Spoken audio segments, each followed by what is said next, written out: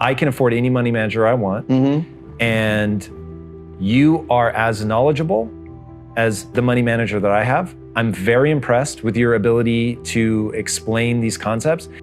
There are certain people that are only going to listen to you. So they now have access to, I'm telling you, world-class information. Wealthy people do three things, man. They stop trading time for money. They make their money work for them. And they give as much value to people as they can. And so I learned that as I got older. That part really didn't make sense to me at the time, but the money working for you part, and I was like, how do you make your money work for you? Again, all I know is how to go get money. So he says, wealthy people, first they get into stocks, then they start a business, and then they get real estate. Once you know how something works, then you can get good at it. But if you, and I really think the vast majority of humanity, and I don't care what class you're in, the vast majority of humanity does not understand how the world works. Therefore, they are at the mercy of the world, and the people that figure out how it works can change things. You know, I mean, you have to understand how things work. And so that's important for me, the understanding the basics and the fundamentals. Like once you start understanding the fundamentals, you give yourself power because you now understand, like you said, you see how the machine works, right? And so most people look at the machine and marvel and say either, like most people look at the stock market, 98% of the people who I know look at the stock market and say, yo, that's not a game I can play. I'm staying away from it. And so the way it's set up is, the world is set up, well, listen, cool, I don't even want you to play it. Just give me your money, I'll play it for you.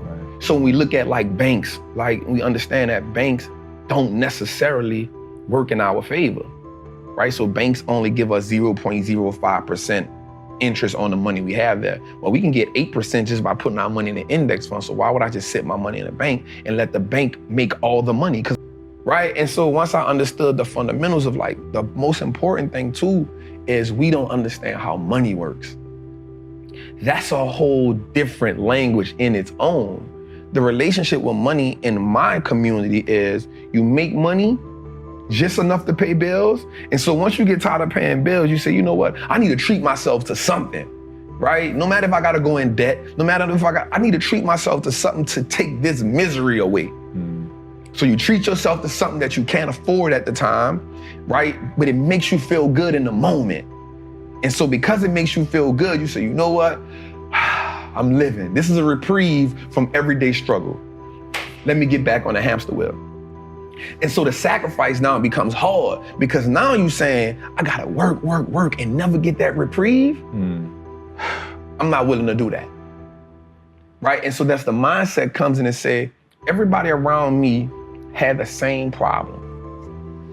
No one represented the solution. So if I don't change something, I'm only going to end up like everybody else I know. Somebody has the solution somewhere. There's too many people out here living the life of their dreams that I'm watching. They know something I don't know. And the only thing that they had was access to a different type of information.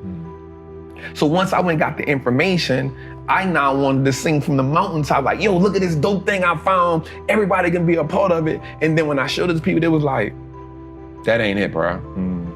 I'm not about to do that. And so I realized how powerful it was for me to, one, become economically like powerful in my mind. Because the thing about investing, especially in stocks, is that piece of ownership of everything that I use now makes me say, well, if I own that Apple, God, I don't care about buying an Apple phone. Right. If I'm gonna wear Levi's and I'm gonna wear Timberlands, if I can own VFC Corp, then I own the stuff that I'm buying. I'm okay with that. Like that subtle shift in my mindset changed everything for me. Because now I was after just owning everything that I consumed. In the beginning, that was my introduction to the game. Let me just own everything I consume and then I'll feel okay. Owning a stock is owning a percentage of a great business. And so once I understood that concept, I understood that the key to wealth is through ownership. Key to building wealth is not how much you can work. You can't work your way to wealth. You gotta invest your way there. And all wealthy people, Black, white, Asian, Chinese, they own a whole bunch of shit. The people who aren't wealthy is because they don't own nothing. You only have your money sitting in cash. If your money is just sitting in cash, realistically, you're becoming poorer every day. Right, or they own depreciating assets. And that's what cash is. It's a depreciating asset because the more money they print, the more money that money loses value. Yeah. So if it's just sitting, it's the reason why the bank wants you to have your money there. So they can take it and use it and invest it so much and be like, hey, it's just sitting, I'm gonna give you 50 cents on whatever you had in it. Right. And so the idea of ownership was, yo, if we can just start owning everything that no matter if it's just a stock, like that's powerful. Because if you can start owning the businesses that you now consume every day, you turn a one-time transaction to a lifetime of profit.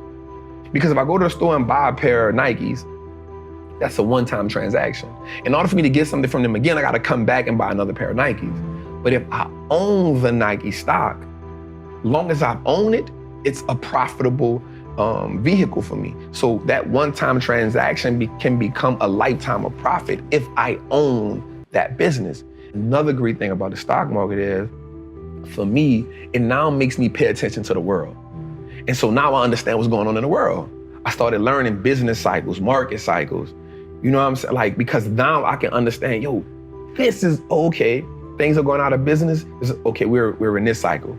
Okay, people are hiring. Okay, we're in expansion cycle. And so now I took an economic class on my own without just understanding the world. And so you start understanding when something is happening in China. Okay, something happening in China, so I own Apple. Apple has 20% of their revenue in China. Okay, they might take a little hit right now. What do you say to people that don't think they have enough money to invest? So the important thing for me to tell them is start where you are. You build a mansion, you build an empire, you build it brick by brick. Like you start with $25. If you can do $25 a month, that's cool. If you can do $25 a week, that's cool. Because what happens is, once you start understanding the power of how your money works, the person who works out and sees that they drop 10 pounds in 2 weeks says, you know what, I'm gonna go a little harder because I know if I can drop 10, I can drop 20, right? I know if I see one muscle shape up, I know it's possible. The word possible is so powerful. Possible changes the game. Instead of it being impossible, we now say I am possible or I'm possible. That changes the dynamic. So the first mindset is saying, invest in your first stock. It don't have to be a winner. It doesn't have to be a home run. It can be an AT&T stock that costs $26 right now. It may not be the best investment in the world, but you started, right? And the great thing about anything is you can't be great if you never go to practice. You can't hit 81 if you never get in the gym. Yeah. So just get in the gym and then find somebody who can teach you. Be dedicated to understand the process. Warren Buffett said he reads 500 pages a day. We have to understand the power in learning and being educated, man.